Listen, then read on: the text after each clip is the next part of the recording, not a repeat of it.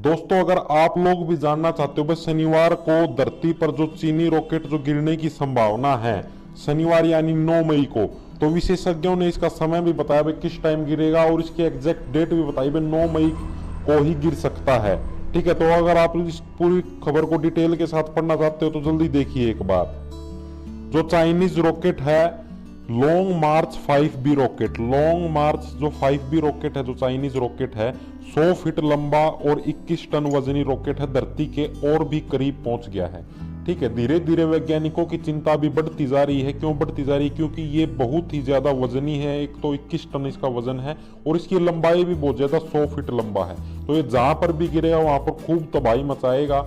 Rocket के ऊपर किसी भी कंट्री का कोई कंट्रोल नहीं है। फिलहाल जो चाइना का जो ये रॉकेट है, इसके ऊपर चाइना का भी कंट्रोल नहीं है। ये जो चाइना देश का जो सिंबल है, चाइना का भी इसके ऊपर कोई कंट्रोल नहीं है। चाइना को छोड़ो, उसके अलावा जो नासा जैसी जो अमेरिका की जो स्पेस एजेंसियां हैं, उनका भी इस रॉकेट के ऊपर अब कोई कंट्रोल नहीं है। ये रॉकेट अब धरती के ऊपर कहीं पर भी गिर सकता है, किसी भी समय गिर सकता है। लेकिन जो आप लोगों की सैटेलाइट ट्रैकिंग एजेंसियां हैं, जो कि वो एजेंसियां जो कि सैटेलाइट की जो डायरेक्शन है और उसकी स्पीड है उसको ट्रैक करती है और उसकी लोकेशन को लोकेट करती है, तो उन सैटेलाइट ट्रैकिंग एजेंसियों ने ये दावा किया भी 1-2 दिन में, और साथ में डेट भी बताई है 8 से 10 मई के बीच में धरती के अंदर प्रवेश कर जाएगा और कहीं पर भी गिर के तबाही मचा सकता है। फिलहाल जो एग्जैक्ट डेट जो बताई है उन्होंने, वो बताई है आपकी 9 मई।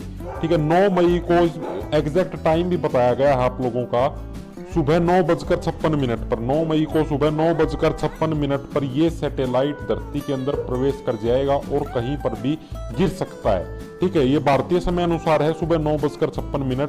ऐसा इन जो सैटेलाइट ट्रैकिंग एजेंसियां हैं इन्होंने बताया 9 मई को सुबह 9:56 पर।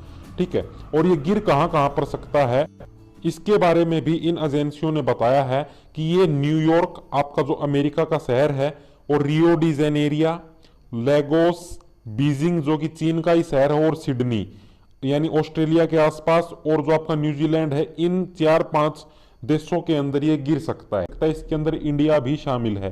ठीक है, लेकिन इंडिया के अंदर गिरने की संभावना कम है। फिलहाल जोन से देशों के निशान यहाँ पर नाम दे रखे हैं, सिर्फ इन के अंदर ही गिरने की इसकी ज्यादातर संभावना है, अभी तक जो सैटेलाइट ट्रैकिंग एजेंसियों ने जो ट्रैक किया है उसके हिसाब से।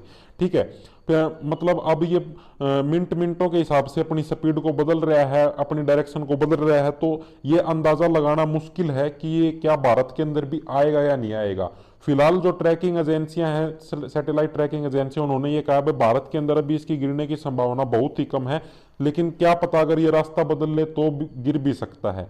देखो, आप लोगों को मैं ये बता दूं कि कुछ जो विशेषज्ञ हैं उन्होंने ये कहा भाई जो इसकी जो आउटर लेयर है, इस सैटेलाइट की जो इस रॉकेट की जो आउटर लेयर है, ये एल्यूमिनियम से बनी हुई है, और जैसे ही ये धरती के नजदीक आएगा या फिर धरती के एटमॉस्फेयर के अंदर प्रवेश करेगा तो ये एल्यूमिनियम की लेयर है वो जलनी शुरू हो जाएगी, और इसके जलने के साथ ही मतलब ये रॉकेट हो लगभग सारा का सारा एटमॉस्फेयर के अंदर ही जल जाएगा।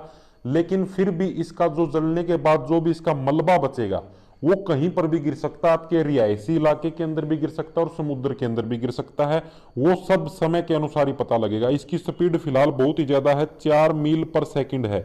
4 मील पर सेकंड बहुत ही ज्यादा तेज स्पीड होती है। चाइनीज जो स्पेस एजेंसी है वो भी इसके बारे में अब अभी तक फिलहाल कोई जवाब नहीं देने लग रही है।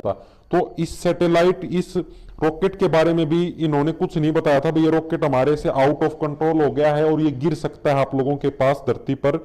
ये कुछ स्पेस एजेंसियां हैं, इन्होंने ये ट्रैक किया भाई कोई रॉकेट अनियंत्रित होकर लगातार धरती की तरफ बढ़ता जा रहा है, तो इन्होंने ये बताया कि भाई आप लोगों के पास यहाँ पर मतलब चाइनीज रॉकेट है और ये धरती पर गिर सकता है किसी भी टाइम पर।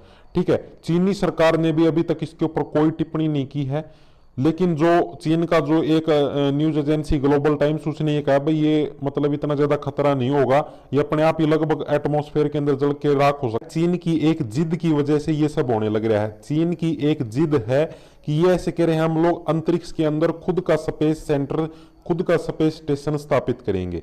फिलहाल है जो अभी तक जो स्पेस स्टेशन स्थापित है अमेरिका अंतरिक्ष के अंदर, वो है अमेरिका और रशिया के। अमेरिका और रूस ने मिलकर अंतरिक्ष के अंदर स्पेस स्टेशन स्थापित कर रखा है, जिसके माध्यम से हमें ये सूचनाएं मिलती रहती हैं कि कब बारिश होगी, कब क्या होगा।